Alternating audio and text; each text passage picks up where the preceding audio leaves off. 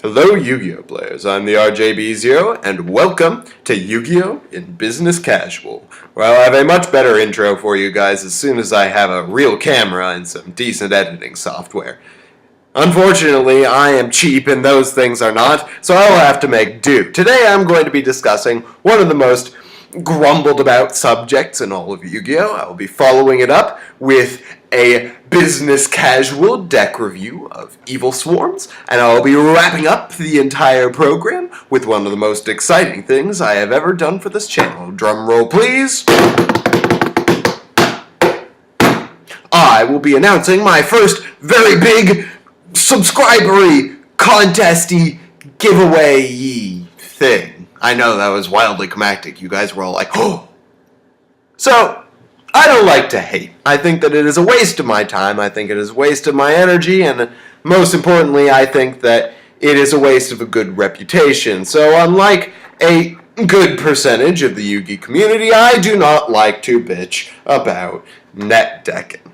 Now, I can understand how it would be frustrating if some kid at your locals keeps topping because he has a Billy Break Mermail deck or whatever that his parents bought for him off of eBay. And, you know, maybe you think that he doesn't know what he's doing as much with the deck. He's just winning because he's got a good deck. And, well, I figure that he probably knows what he's doing to some degree because he's beating you. Anyway. So I don't really think that Netdecking is all that horrible, on the other hand.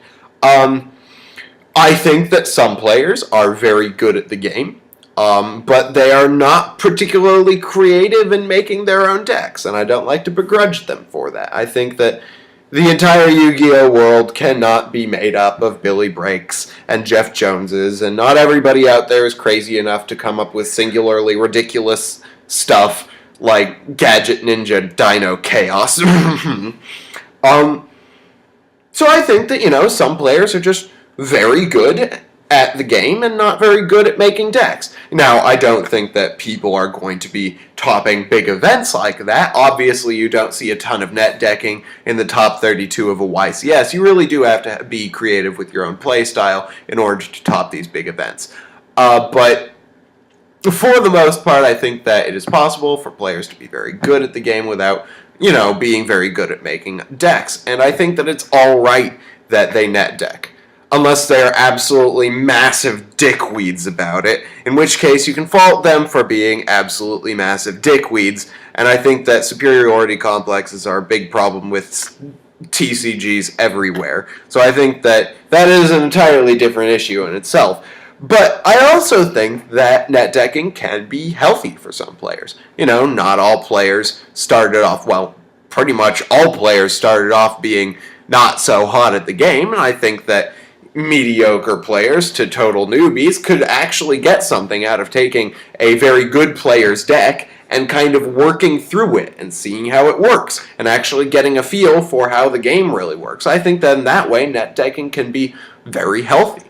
Also, I think that when you start out a new deck type that you've never used before, you're not going to just jump right into it and start making your own version of it necessarily. If you have no idea what you're doing with it, it might be helpful to you to find a previously successful version of that deck and play around with it until you get an understanding of how it works and then tweak it to your own playstyle or make up your own version. I think that is absolutely fine. So, as a whole, I do not think that Netdecking is that great.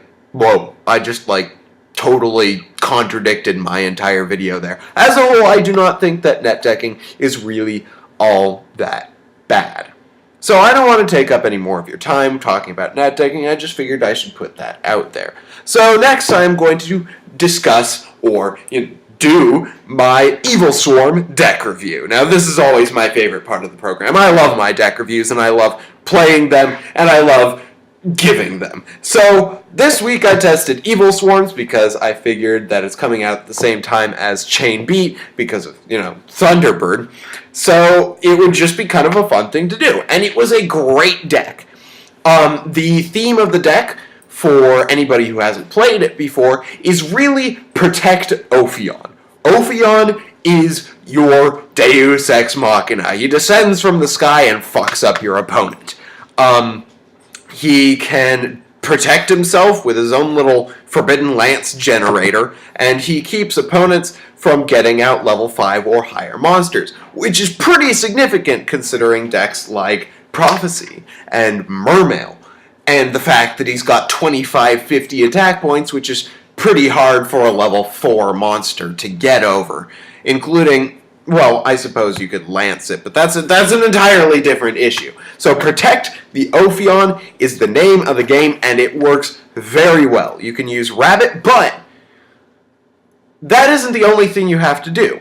Although a lot of OCG decks, used Rabbit to go for Heliotrope and then go in for Ophion, and that's pretty much how they do the Evilswarm things. There are also other ways to get out your Ophion, and of course other Evilswarm cards.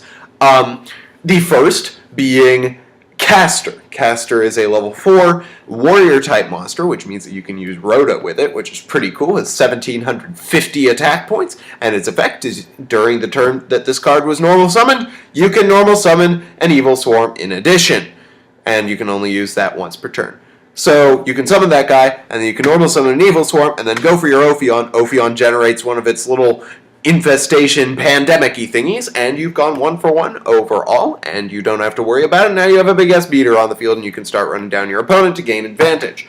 Alternatively, there is an even better card out there that hasn't been announced for any TCG sets yet, but it is called Evilswarm Cercion. It's also spelled Kerykyon or whatever on DN. Just look it up under Evilswarm. Basically what it does is you can remove from play an Evilswarm from your graveyard to add an Evilswarm from your graveyard to your hand, and then you get to do another normal summon of an Evilswarm that turn. So many ways to get out your Ophion and many ways to protect it. This is the kind of deck that can go heavy on traps and can go heavy on protection and lance, and you got that pandemic-y thingy, and there are many ways to protect your Ophion, and that is devastating against Mermail players, very good against Prophecy players, not to mention the fact that Ophion is a target for all of the viruses, not to mention the fact that if a monster on your opponent's side of the field is too big for your Ophion to get over, you have backup plans like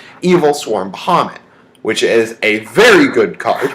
It allows you to remove a material, it's got the same conditions as Ophion, to discard an Evilswarm and Nom on one of your opponent's monsters. So you get to take control of your opponent's monster and start beating them upside the head with that. I actually beat a number of decks that used very big cards, like I beat an Abyss lead by doing that, and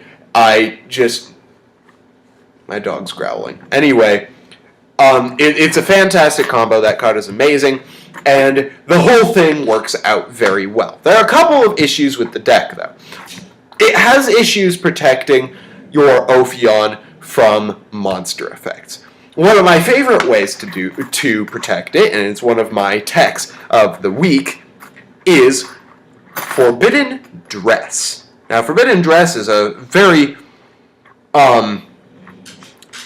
It's kind of an overlooked card. It's a little bit like a Forbidden Lance, except for the fact that people kind of think that it's mediocre. And they get it, and oh god, he's barking. They get it, and you think, oh, it's alright, it's an alright pull, this doesn't ruin my day, but it could have been better. This dog is going insane, but I will push through. Anyway, so Forbidden Dress is very great for a couple reasons. You can use it during the damage step, which means it works on flip effects, but also it works on monster effects in general. If you can use it on your Ophion before, dear God, everybody is focused on ruining my videos here. Anyway, you can put it on your Ophion, and your opponent can't target it with monster effects, and they also can't destroy it with any card effects. So you can use this against your worst matchups, which seem to be Mermail, although you have, at times, Mermail is going to be your worst matchup, and most importantly, Fire Fist. I absolutely hate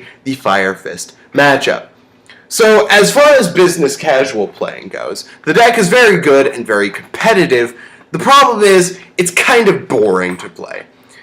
Once you get the Ophion on the field, the entire focus of the deck is to keep the Ophion out. And although there are a lot of fun ways to do that, it doesn't make for the most exciting game in the world. There are other things you can do with the deck, though. As I said before, you can make the rabbit thing work out. You can go for Bahamut, and you can focus on stealing your opponent's monsters. There are some other ways that you can play the deck, but for the most part, it isn't the most exciting thing to play in the world. But it is a very good deck. I highly recommend it for any competitive players, and even some business casual players, if you like, when Hidden Arsenal 7 comes out. Very good deck, very good anti-meta play. Let's get on to the moment you guys have all been waiting for, the contest. Now this is very, very simple. The way it works is you subscribe to my channel, and liking this video is highly encouraged, although I haven't decided whether I want to enforce it yet. I don't think I will. Let's not enforce the whole liking the video, but definitely do that if you want. And then leave me a comment down in the comment sections below, and you will be entered to win either a first place prize of an Abyss Rising Special Edition box or a Return of the Duelist Special Edition box. It is your choice. Or a second place prize of a Cosmo Blazer pack. So it's not the biggest prize deal out in the world, but I am shooting the moon for this one, and I am going for 100 subscribers. I know, it's like way ambitious, but that is what this contest is for, and please have fun entering, and until next time, this is the RJB0 signing out.